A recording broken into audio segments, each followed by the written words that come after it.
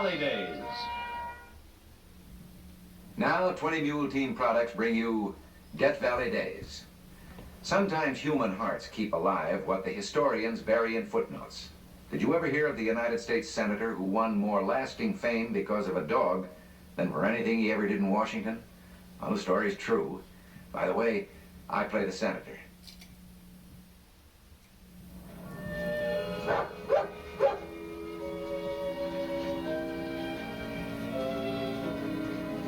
Johnny, sit, steady, now steady. That's a good dog, that's a fine dog.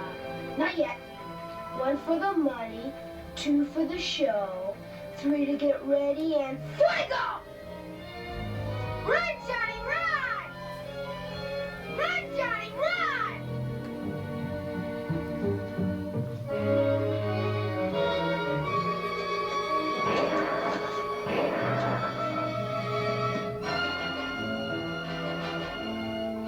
Johnny! Johnny! Why you get me killed? Why you get me do that? I warned you to keep off my property. He wasn't bothering you. He ain't gonna bother me from now on.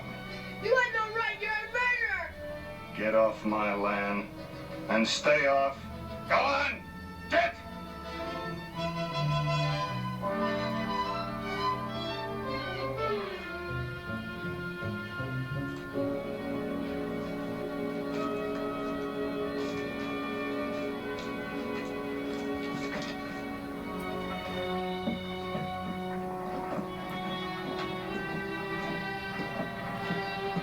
Andy, you understand now if Mr. Best says no. He's not the only lawyer in town. He's the only one that's not afraid to tangle with Carter Johnson. Must be away campaigning.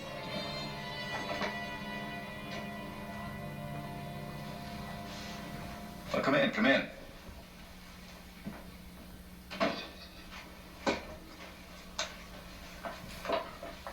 I believe we've met before. You're Andrew Cody, live out west of town. That's right, Mr. Best.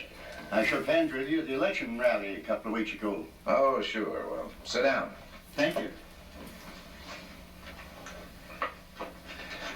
Now, what can I do for you, Mr. Cody? It's for him.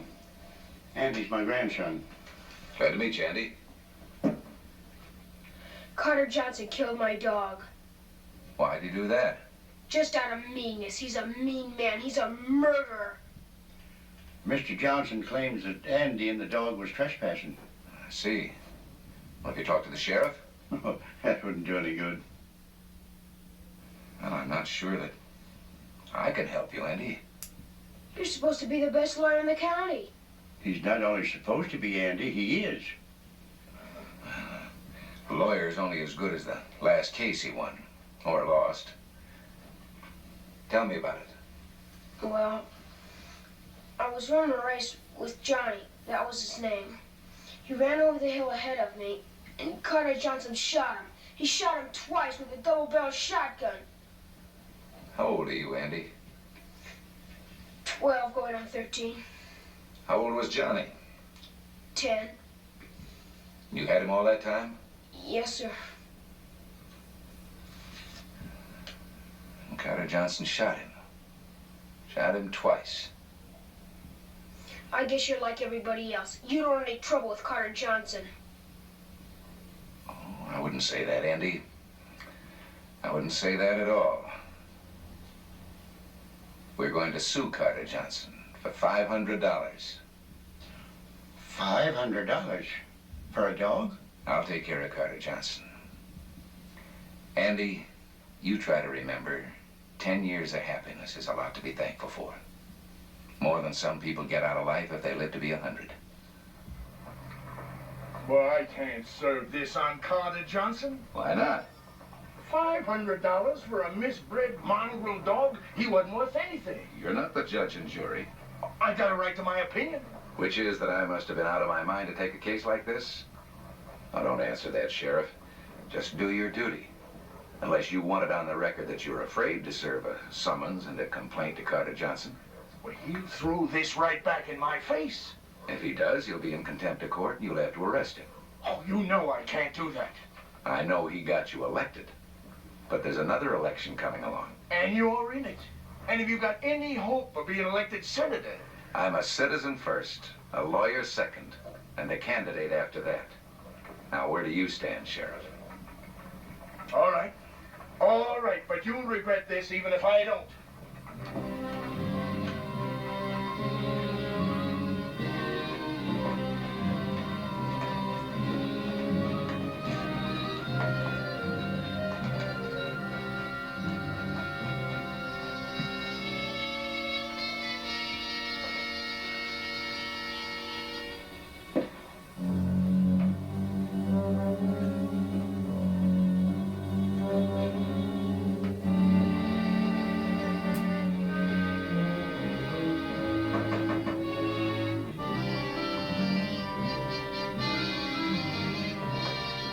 Looking for me, Sheriff? Well, I didn't think anyone was at home. I was out in the kitchen. Well, old man Cody and his grandson are suing you for shooting the kid's dog. How'd they find a lawyer fool enough to sue me? Well, they got George Vest for their lawyer. I'm not gonna take this. You'll have to talk to George Vest about that.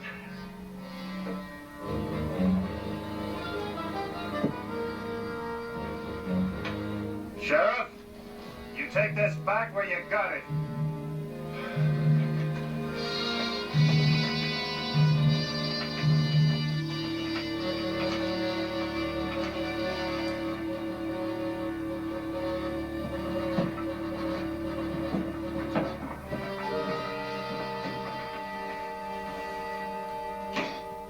Well, I've been expecting you.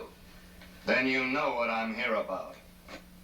You can tear that up and forget it. I don't think so. What did you take this case for anyhow? Old man Cody can't pay you.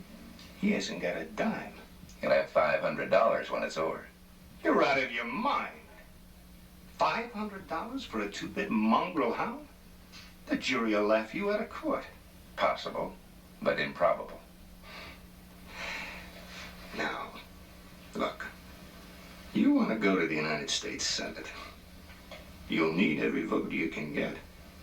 I carry a lot of them right in my pocket. Nobody wants a fool for a senator. That's what you'd be if you take me to court about a dog.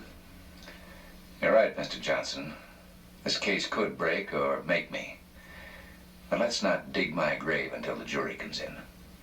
Now look, I'm warning you. Drop this case or take the consequences. I don't like bribes. I like threats even less. You're lucky you're not being sued for $5,000. Now take this and get out.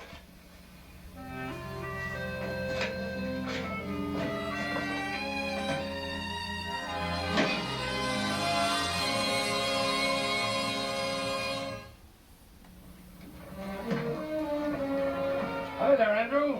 Oh, hello, Joe. I got a little order here for you from Andy's Mall. All right. That's some case you folk got against Carter Johnson. Everyone's laughing about it. What's funny? He killed my dog. Andy. Here. You go in and get yourself some candy. Go on, go ahead.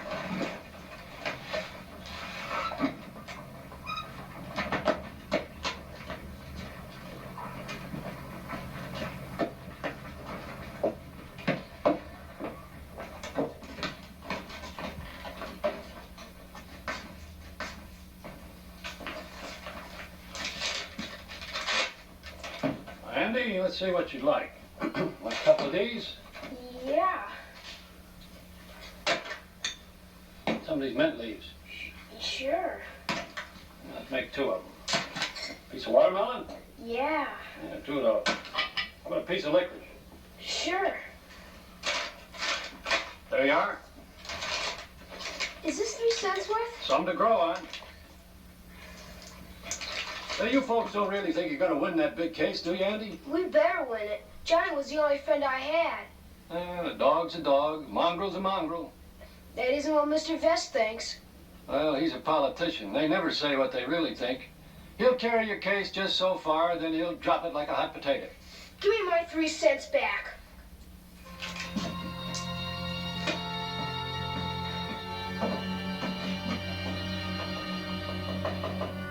And come in.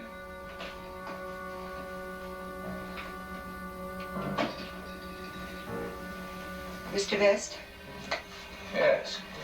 I'm Andy Cody's mother. Well, it's a pleasure to meet you, Mrs. Cody. You have a mighty fine boy for a son. Is something wrong? Yes, Mr. Vest, something is wrong. Because of you, my son wants to kill a man. What do you mean? Took his grandfather's rifle and ran out of the house saying he was going to shoot Carter Johnson. Couldn't you stop him? You're the one who should have stopped him. Why didn't you tell him to forget about his dog? What's dead can't be brought back to life. Why didn't you tell him that justice isn't for people like us? Because that's not so, Mrs. Cody. That's just not so. Now, if I'm responsible for something that shouldn't have happened, I'll make amends any way I can. But first, let's find your boy.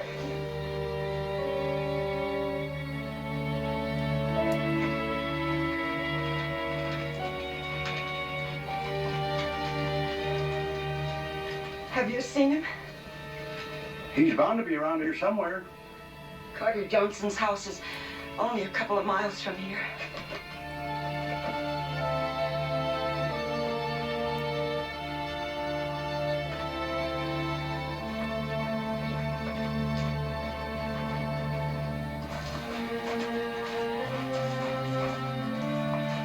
Let's spread out.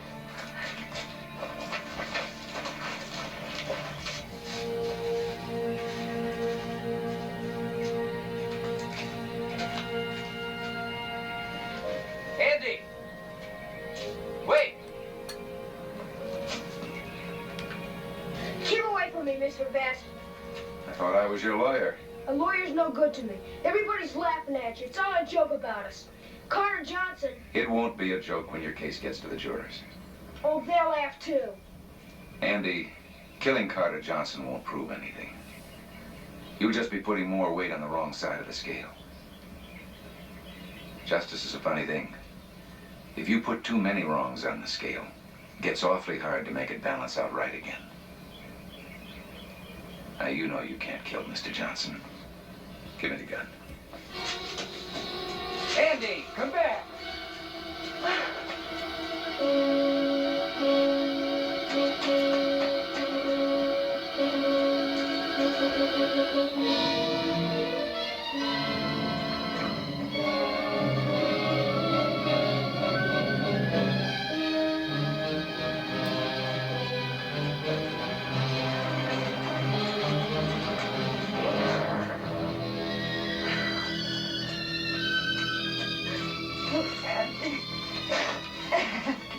Oh, I'm all right. I couldn't do it. Mr. Johnson rode right past me. I couldn't do it. I'm a coward. You're no coward, Andy. You're just not a murderer, thank God. Andy, we heard a shot. What happened? I was so mad at myself, I had to shoot at something.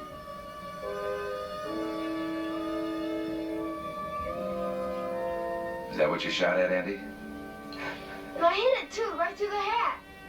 Oh, Andy. Come on, I'll take you home. And you, young man, you stay there. We'll take care of Carter Johnson tomorrow the right way, in court.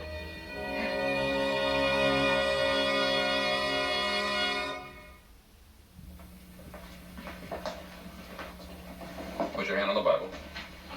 Do you swear to tell the truth, the whole truth, nothing but the truth, so help you God? Yes, sir. Sit down.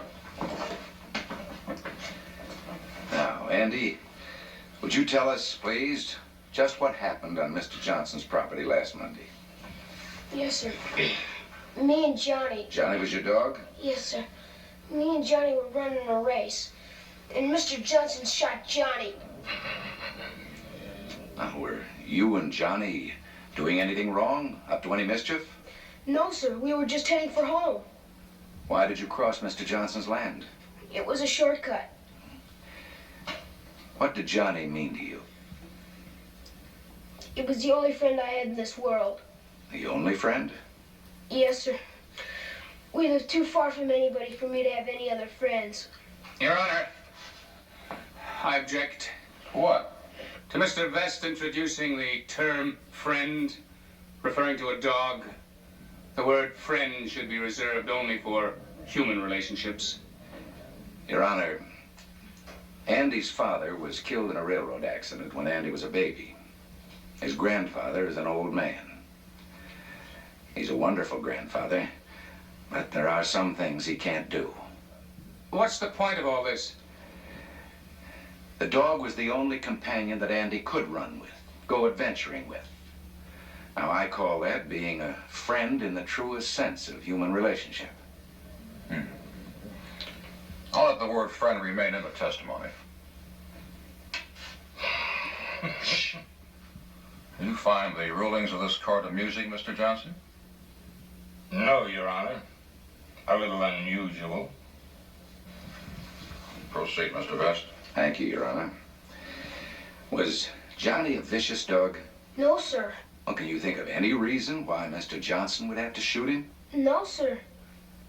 Except that Mr. Johnson is mean. Your Honor. We'll strike the boy's last remark. Your Honor, I have no further questions. Now, Andy, you've sworn to tell the truth, haven't you? So I want you to tell us. Isn't it true that on several occasions Mr. Johnson warned you to keep off of his property with your dog? Yes, sir. So you were trespassing, isn't that so? No, sir. Do you know the meaning of the word trespassing? Well, answer me, Andy. Your Honor, Mr. Collins is bullying the witness. Just take it a little easier, Mr. Collins. He's just a boy. Yes, Your Honor. Do you know the meaning of the word trespassing? Yes, but... Then you know that you were trespassing, isn't that so? Just answer yes or no. Mr. Johnson didn't have to kill Johnny. Oh. Now, did you see Mr. Johnson shoot your dog? No, but... Well, then, for all you know, your dog might have been attacking Mr. Johnson, isn't that right? Johnny wouldn't... Yes or no? No, Johnny wouldn't hurt anybody. I have no further questions, Your Honor. That's all, Andy.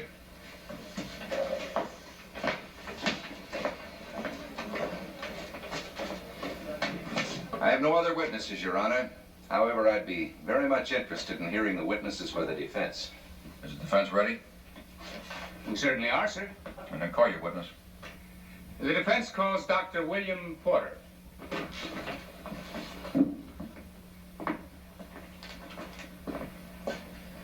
Put your hand on the Bible. You promise you fight Mr. Johnson. We're fighting him, Andy. He doesn't know it yet. Now, Dr. Porter, you're a veterinarian? That's right. You're the only one in town, in fact. May we assume that you know more about dogs than any other man in town? Well, I would think so. Well, in your professional opinion, was the Cody boy's dog worth $500? No, sir. And what is your honest evaluation? Well, that dog was 10 years old. He couldn't do any useful tasks that I know of. I'd say he wasn't even worth 50 cents. Thank you, Doctor.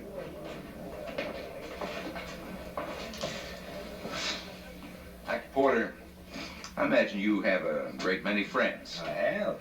Well, now, is there one amongst them that you might say was your best friend? Well, yes, Joe Harper. I believe he works in the general store. I don't just work there. I own the place. So, Joe Harper is your best friend. I just said that. Now, Dr. Porter, you heard the judge rule that the word friend can apply to a dog. Andy's dog was his best, well, his only friend. You said he wasn't worth 50 cents.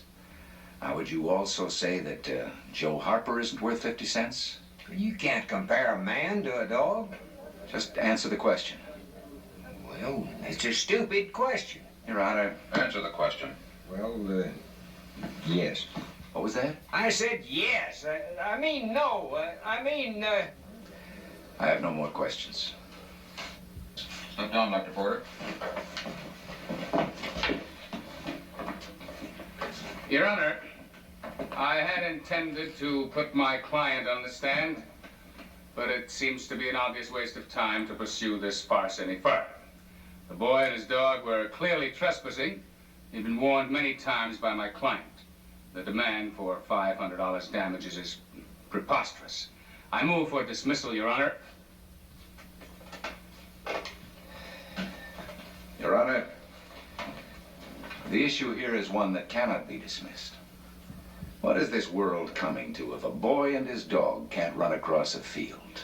If all of us shot every dog that ran across his property, there'd be mighty few dogs on Earth and millions of lonely children. What is a dog? How much is a dog worth?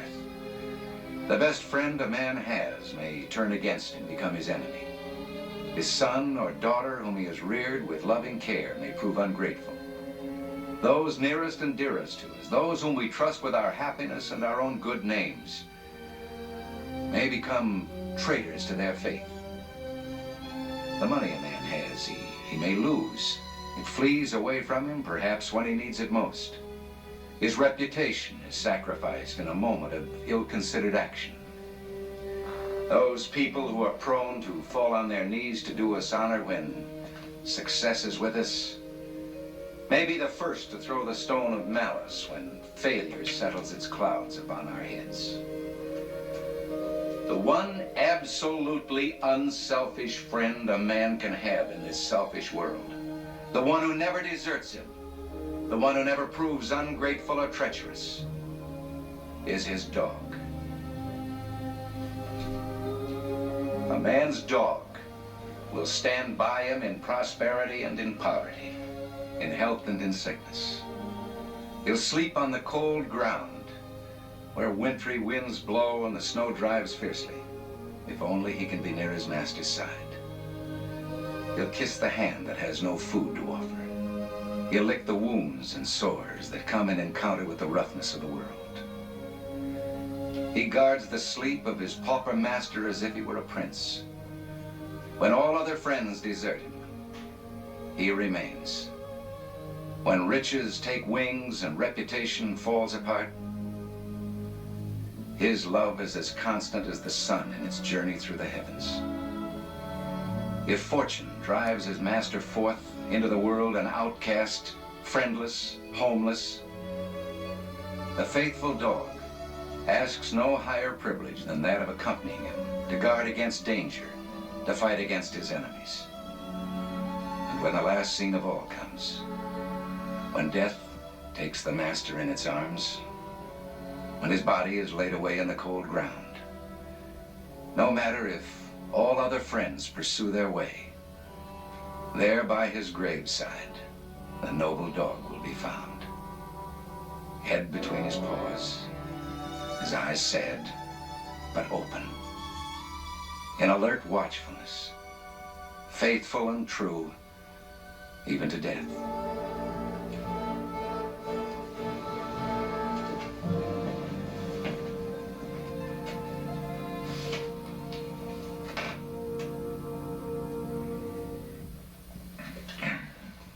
The motion for dismissal is denied. The jury will retire and consider a verdict.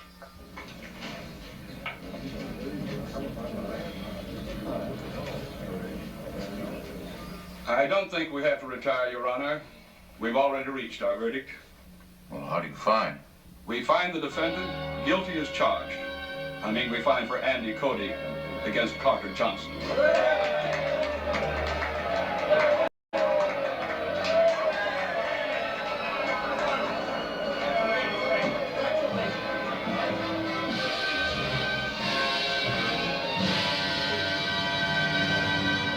In western Kansas way back in the 1890s, but the world still quotes Senator George A. Vest's classic tribute to the dog. I wonder if you feel as I do, that that's quite a tribute to Senator Vest. And next week, another chapter from our long and I think wonderful history. See you then.